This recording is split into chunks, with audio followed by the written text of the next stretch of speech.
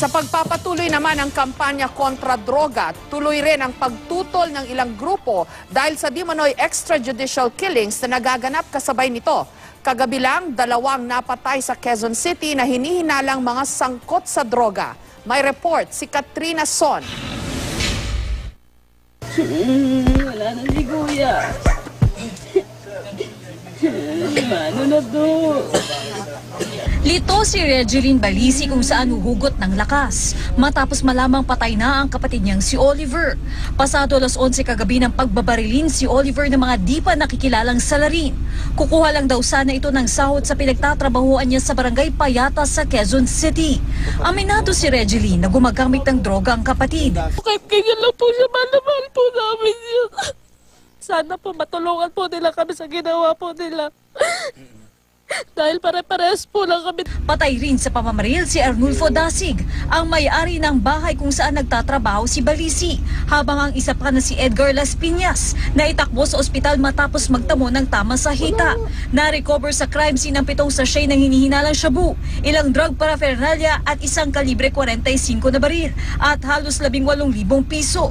Nakahandusay sa kalsada at wala ng buhay nang matagpuan si Edgardo Garcia sa Regalado Avenue, Barangay Fairview. Nagkalat ang mga basyon ng bala ng kalibre 45 at M16 sa crime scene. Ayon sa investigasyon, isang van daw ang tumigil sa lugar kung saan pinababa si Garcia at saka pinagbabaril. Nakuha sa bangkay ang 2 sachet ng hinihinalang shabu. Tuloy-tuloy naman ang mga operasyon kontra droga.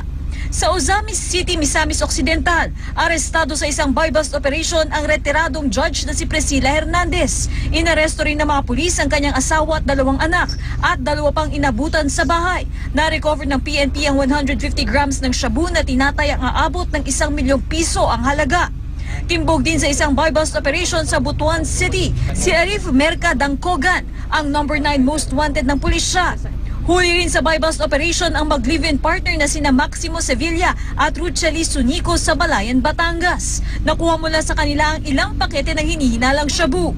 Sa pagpapatuloy ng kampanya kontra droga, tuloy rin ang pagtutol ng maraming grupo at sektor rito dahil sa mga nagaganap na mga umano'y extrajudicial killings, tulad ng grupong Rise Up at National Union of People's Lawyers o NUPL. Tigil ang pamamaslang, kalaro sa ipaglaban.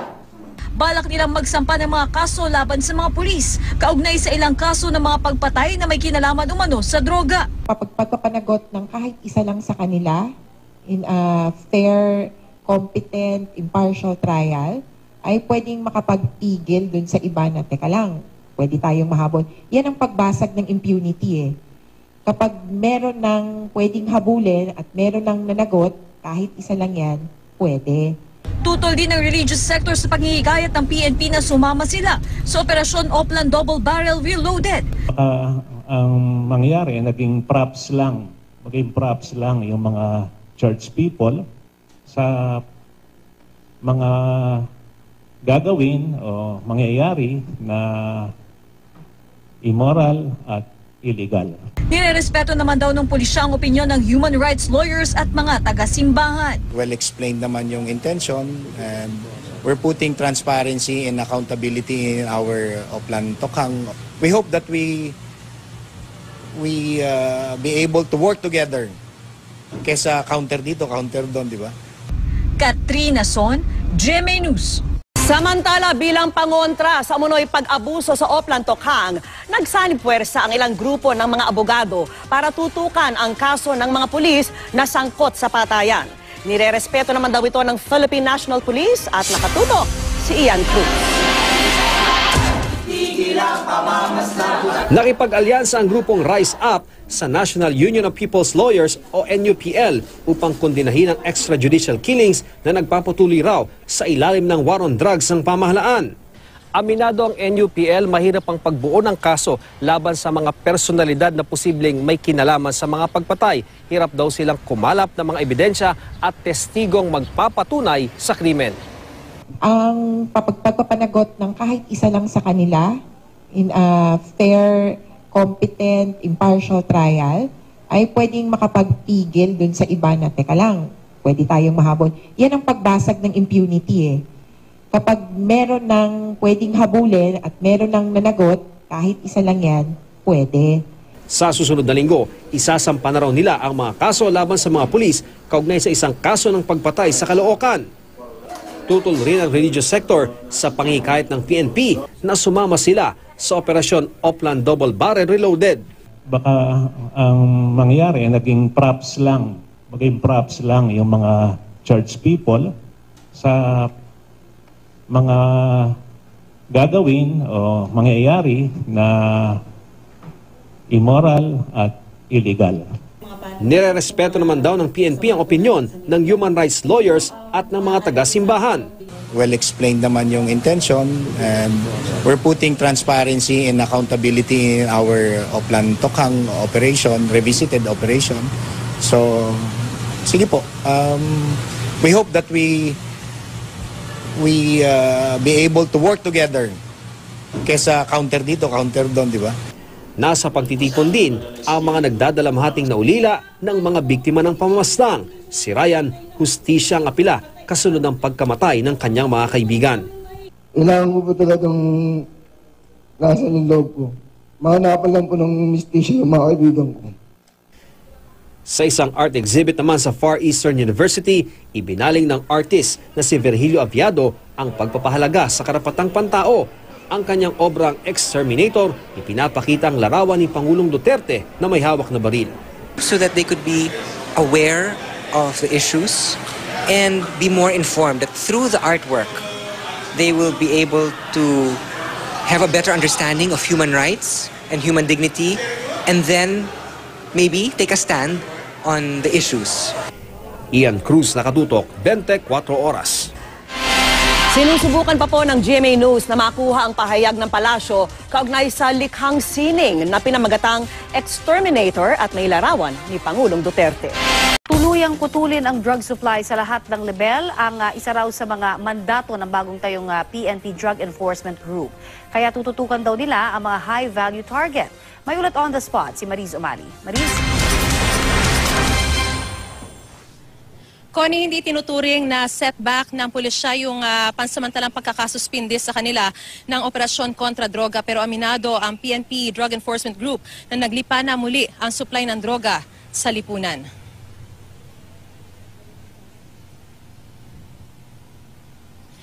Kung noong kasagsagan ng kampanya kontra droga, umabot sa 5,000 pesos ang kada gramo ng shabu na ipasuspindi ni Pangulong Duterte ang operasyon kontra droga ng isang buwan, bumaba raw hanggang sa 1,500 pesos na lang ang kada gramo ng shabu. Malaki umano ang iminura kaya muling naglipa na ang supply ng iligal na droga sa lipunan. Kaya sa paglulunsad ng Double Barrel Reloaded, isa sa mga mandato ngayon ng bagong tayong PNP Drug Enforcement Group o PNP DEG, tuluyan ang putulin ang supply ng droga sa bansa sa lahat ng level. Gagawin daw nila ito sa pagtutok sa mga high-value target, partikular ang mga manufacturer, distributor, trafficker, financier at mga drug protector. Sa ngayon, nasa 54 na tauhan na raw ang bumubuo sa skeletal force ng PNP DEG. Bagamat tanggap na raw sila, patuloy pa raw silang sumasailalim sa complete background investigation kabilang ang kanilang hepe na si Senior Superintendent Graciano Mijares. Natuto na raw sila sa nangyari sa dating AIDG sa pagkamatay nga ni Giek Ju kung saan ilang miyembro ng AIDG ang nasangkot dito, kaya't napakahigpit umano ng proseso sa pagkuha ng mga tauhan. Iimbestigahan ang kanilang pagkatao mula ipinanganak hanggang sa kasalukuyan nilang kalagayan.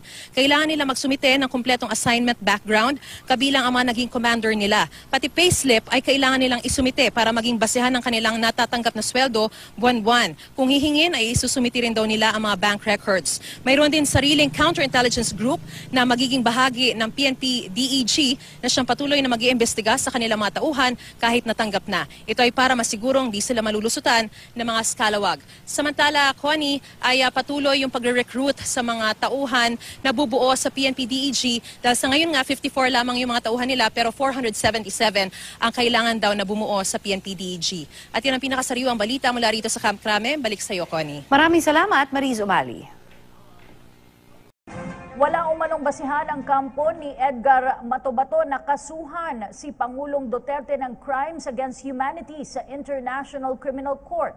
Ayon kay Presidential Chief Legal Counsel Salvador Panelo, sasagot naman sila kung valid ang reklamo. Ngunit naniniwala umanong kalihim na propaganda at paninira lamang ito. Giti Panelo, hindi titigil ang mga kritiko ni Pangulong Duterte sa paninira sa kanya. Matatandaang nagbanta ang abogado ni Matobato na magsasampa ng kaso dahil sa mga pagpatay umano sa Davao City noong alkalde pa ang Pangulong Duterte. Walang dapat ikabahala ang publiko sa naging pahayag ni Pangulong Rodrigo Duterte kaugnay para matiyak ang seguridad sa bansa. Ito ay ayon kay Chief Presidential Legal Counsel Salvador Panelo. Lamang ito sa mga opisyal ng lokal ng pamahalaan at law enforcement units upang paigtingin pa ang paglaban sa terorismo at iligal na droga. Report mula kay Jervis Manahan.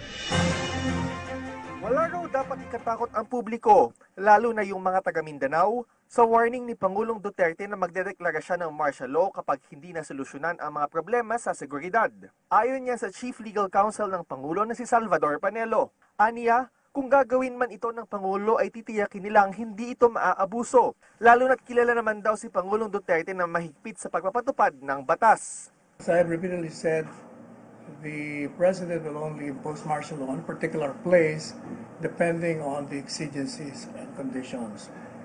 As he said, he will be compelled to declare martial law kung hindi tutulungan siya ng mga mayors. Kasi grabe ang violence doon sa lugar nila. Alam naman ng mga mayors yun kung sino dapat na hulihin, sino dapat i-stop. Moreover, kahit na mag-declare ng martial law, si Presidente naman is always very strict on himself. In fact, he's the only official I know who enforced the law even against himself. Kaya walang dapat na ikatakot. Dagdag pa niya, warning pa lang naman daw ito at wala pa naman daw talagang planong magpatupad ng batas militar sa Mindanao.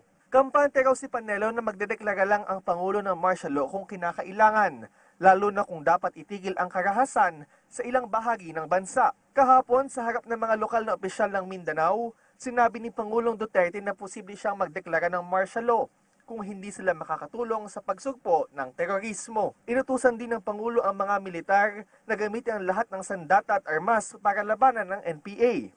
Sabi ni Panelo, epektibo pa rin naman ang pagsasailalim ni Pangulong Duterte ng state of lawless violence sa bansa. Kaya ang banta raw ng pagdedeklara ng martial law ay mensahe lamang sa mga lokal na opisyal at sa law enforcement units na dapat pa nilang paigtingin ang laban kontra karahasan. Ganito rin ang pananaw ni Senate President Coco Pimentel. Kung matutuloy man daw ito, ipapatupad lang ang martial law sa mga lugar na dapat ikontrol. Tiniyak din ni Pimentel na walang dapat ikatakot ang publiko kaugnay nito. Para sa PTV News, Jervis Manahan. Dininig ng Muntinlupa RTC Regional Trial Court ang ginhaing mosyon ng kampo ni Senadora Laila de Lima kung saan pinabulanan ang mga kasong isinampa sa Senadora kaugnay sa benta ng iligal na droga sa Bilibid. Ang detalye sa report ni Eunice Samonte. Ngayong araw humarap dito sa Muntinlupa Regional Trial Court ang abogado ni Senator Laila de Lima upang pabulaanan ang mga isinasampang kaso sa kanya kaugnay ng paglaganap ng iligal na droga sa Bilibid at ang di umano'y pagtanggap nito ng pera mula sa iligal na droga. Sa ilalim ng Criminal Case No. 17-166 ng Muntinlupa Regional Trial Court Branch 205, dito nakahain ang motion to quash ng Senadora, ang motion for judicial determination for probable cause at ang motion for consolidation para sa violation of Section 5, Section 26B at Section 28 ng Republic Act No. 9165 o ang Comprehensive Drugs Act of 2002 laban kay Senator Laila de Lima at sa kasabwat umano nito sa Bilibid na si Jad de Vera. Una na iginiit ng kapo ni de Lima na ombudsman at hindi Department of Justice ang dapat maghawak ng kaso niya dahil aniya ang mga ibinibintang na paratang ay nangyari di umano nang siya ay sekretary pa lamang ng Department of Justice. Ngunit ayon naman kay Prosecutor Alexander Ramos, hindi issue rito ang jurisdiksyon dahil maliwanag umano na Regional Trial Court ang dapat humawak ng kaso nito dahil isang pribadong individual na ang senadora noong mangyari ang kaso Marso 2015 kung saan tumatakbo pa lamang ito sa pagkasenador. Alinsunod rin sa nauna nang pinatunayan ng mga high-profile drug lords sa kanilang testigo at sinasabing nang hihingi umano ito ng pera para sa kanyang kumpanya. We maintain our position that it is the RTC which has exclusive jurisdiction over this case against the accused. Ayon sa abogado ni Senator Laila de Lima, direct bribery ang kaso dito dahil sa tangkang panunuhol ng mga inmates sa senadora at kailanman umano ay hindi parte ang senadora ng illegal drug trade. We're still studying kung ano yung epekto ng consolidation, kung if it's really legally possible, they consolidate with the other cases. Ayon naman kay Prosecutor Alexander Ramos, mabilis naman ang tinatakbo ng kaso. Tama lang po. Because there are pending incidents that the court has to resolve before we proceed with the trial proper. Samantala, binigyan naman ng karagdagang 10 araw ang magkabilang panig para sagutin ang mga paratang kung saan in-schedule ang susunod na pagdinig sa April 21 ngayong taon. Bukod sa Branch 205 ng Muntinlupa RTC, may mga kaso ring kinakaharap ang senadora sa Branch 204 sa ilalim ni Judge Juanita Guerrero at Branch 206 na hawak ni Judge Patria Manalastas de Leon. Nakadakda naman ang oral argument ng kaso ng senadora sa Supreme Court sa darating na Martes kung saan tumanggi muna ang abogado nito na magbigay ng detalye. Hindi ko rin naman pwede sabihin kung ano pa yung i-discuss doon. Para sa PTV News, Eunice Samonte. Pansamantalang nakalaya si Edgar Matobato matapos itong magpiyansa kahapon ng 200,000 piso mula sa kanyang kasong frustrated murder. Alauna ng hapon kahapon nang magtungo si Matobato sa Manila City Hall dahil na rin sa kanyang warrant of arrest na inilabas ng Digos City RTC Branch 19. Ang kanyang kaso ay may kaugnayan sa pagkakabaril ng nooy dating educator ng Department of Agriculture, Digos City na si Abeto Salcedo Jr. taong 2014. Sa ngayon, nasa pangangalaga ngayon ng religious group si Matobato. Sinisinumula na pong dinggin ng Muntinlupa Regional Trial Court ang inihain pong motion to quash ni Senadora Leila de Lima laban po sa kanya pong kaso kaugnay po sa kalakaran ng iligal na droga sa New Bilibid Prison. Kunin natin ang balita mula kay Eunice Samonte. Eunice.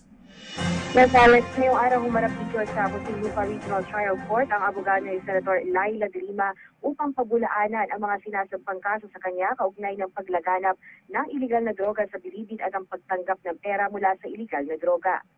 Sa ilalim ng criminal case number 17166 ng Muntinlupa Regional Trial Court Branch 205, dito nakahain ang motion to quash ng senadora, ang motion for judicial determination for probable cause, at ang motion for consolidation para sa violation of Section 5, Section 26B at Section 28 ng Republic Act number 9165 o ang Comprehensive Dangerous Drug Act of 2002 laban kay Senator Laila de Lima at sa kasabwat umanlito sa Bilibid na si Jad De Vera.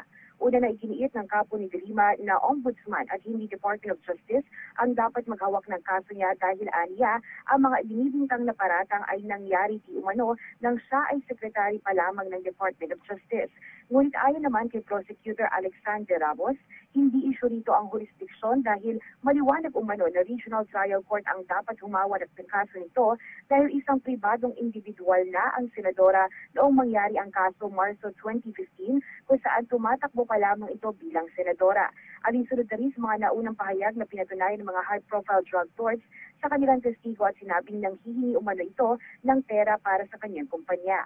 Ayon sa abogado ni Senator Laila de Lima na si Attorney Filipon Tacarton na nagsampa ng motion for judicial determination of probable cause ng Muntinlupa RTC, direct bribery ang kaso dito dahil sa tangkang panunuhol ng mga inmates sa senadora at kailanman umano ay hindi parte ang senadora ng illegal drug trade. Dagdag pa nito, wala ring pisikal na ebidensya ang prosekusyon na nanghihingi ng pera si Jose Adrian Vera aka Jad De Vera na itinuturo namang kasabwat sa paghingi ng pera sa mga drug lords para sa senadora. Kompleto ang 4 na prosecutor sa hearing na pinangunahan ni Judge Amelia Fabros Corpus. Ayon naman kay Prosecutor Alexander Ramos, mabilis ang tinatakbo ng kaso lalo pat may mga pending incidents din na kinakailangan munang ayusin ng korte bago ang court trial. Samantala, binigyan naman ng karagdagang 10 araw ang magkabilang panig para sagutin ang mga paratang kung saan in-schedule ang susunod na hearings sa pagdinig sa April 21 ngayong taon. Bukod sa Branch 205 ng Muntinlupa RTC, may mga kaso rin kinakaharap ang senadora sa Branch 204 sa ilalim ni Judge Juanita Guerrero at Branch 206 na hawak naman ni Judge Patria Manalastas de Leon. Nakatakda naman ang oral argument ng kaso ng senadora sa Supreme Court sa darating na Martes, kung saan tumanggi muna ang abogado ni Senator Laila de Lima na magbigay ng detalye tungkol dito.